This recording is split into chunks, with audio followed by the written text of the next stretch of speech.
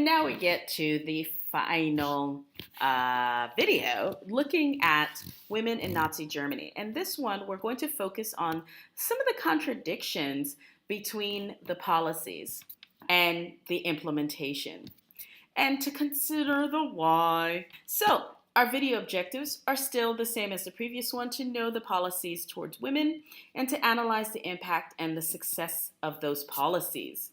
So here we have the women auxiliaries of the army. This was the Organization of Unified Armed Forces in Nazi Germany.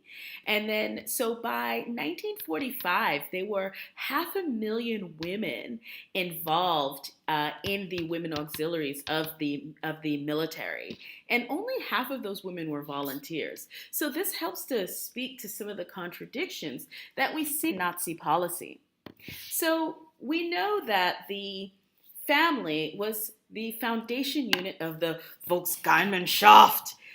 This was part of the ideology. However, with organizations like the Hitler Youth, it took children away from families, and it actually kind of encouraged the destruction of the family unit, because within the Hitler Youth, children were encouraged to give their allegiance to the state. They were encouraged to challenge any non-Nazi ideas that parents had. So this ultimately undermined the family. They increased the ire of the Catholic Church. So this kind of undermined the support that they had amongst a large proportion of the population. Because the Nazis wanted a genetically pure people, they encouraged divorce and they encouraged births outside of marriage. These go directly against Catholic teaching. Also, the quote-unquote euthanasia of the Nazi regime was the killing of those deemed unfit, those with disabilities, as well as the policy of sterilization of those that should not, according to the eugenics, pass on their genes to the next generation. So this certainly helped to undermine Catholic support for the regime. And furthermore, as preparations for the war and the war itself progressed, you have a change in attitude. You need a full mobilization of the workforce. And this is because there's been an expansion of the economy in preparation for war, and more workers are needed.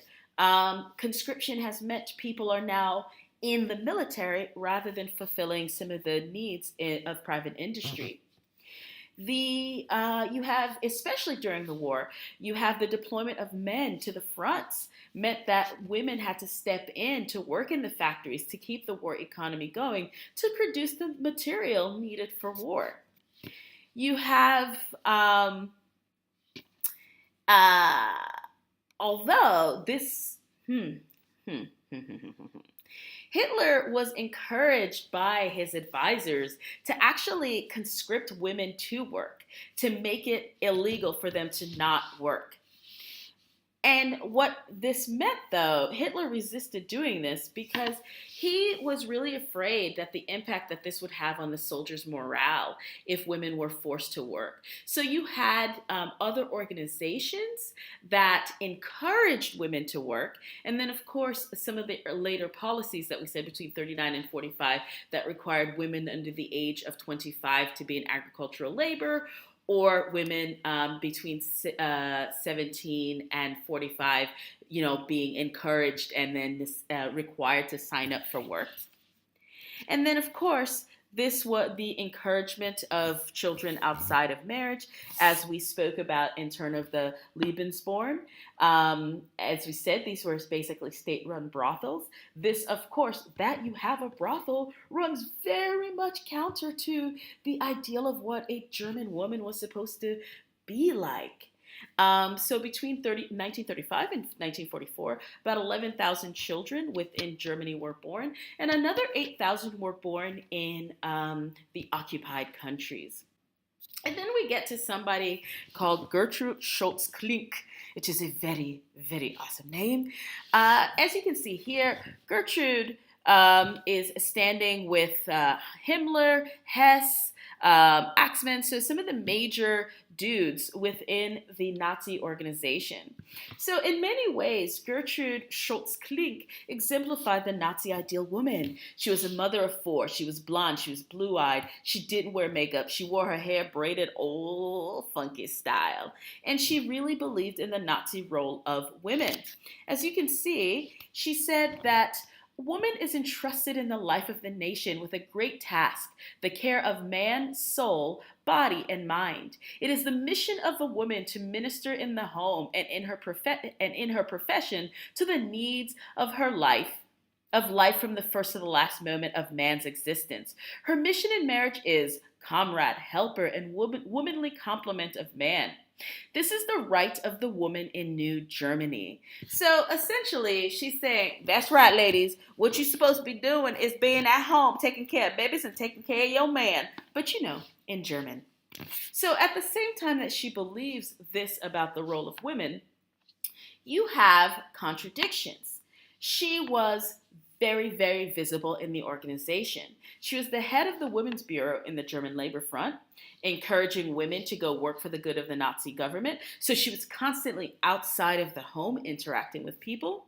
She was in charge of the Nazi Mother Service, which had the purpose of indoctrinating mothers. And she was one of the faces of the party.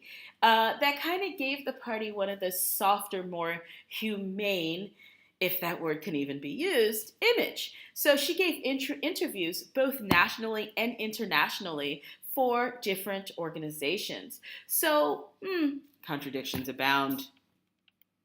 The other thing to consider is who maybe didn't quite appreciate that image. So we have one called Yunga again. She was a personal secretary of Hitler, and she argued that many were turned off by the image presented by Gertrude Schulz.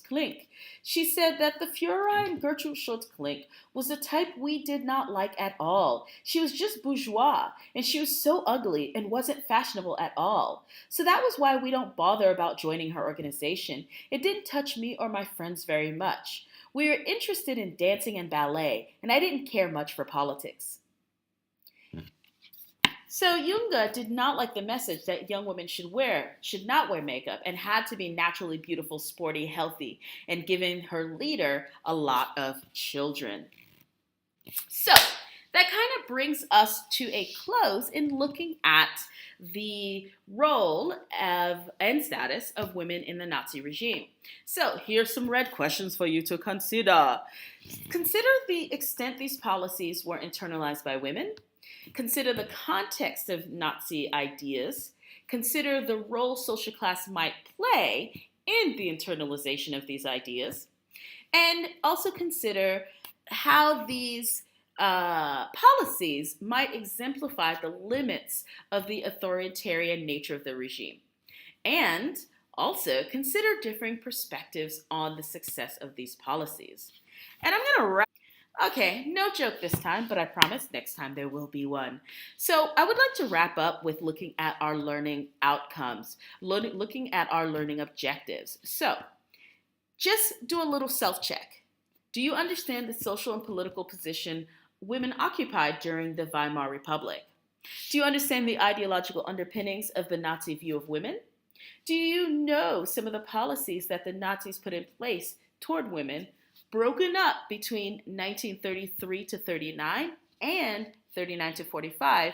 And have you analyzed the impact and success of those policies for some of the previous criteria? And that's all, folks.